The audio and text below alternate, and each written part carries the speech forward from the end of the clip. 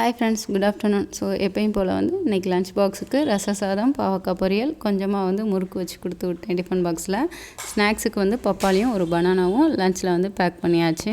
டெய்லியும் ஒரே மாதிரி ரெகுலர் ரொட்டீன் லைஃப்பில் இருக்கும்போது நமக்கே கொஞ்சம் போர் அடிக்கும். ஸோ சம்டைம்ஸ் டென்ஷனும் இருக்கும்.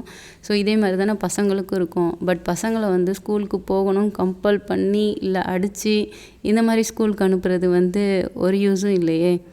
பசங்கக்கிட்ட இன்ட்ராக்ட் பண்ணி பேசுகிறோம். பட் ஆனால் நம்ம பண்ணுற தப்பு என்னென்னா, நம்ம பேசுகிறோம் ஆனால் நம்ம சொல்கிறது தான் பசங்க கேட்கணுன்னு அந்த மாதிரி தான் அவங்கள கம்பல் பண்ணி இன்னமும் அவங்களுக்குள்ளே ப்ரெஷரை ஏற்றி விட்டுருதோம்.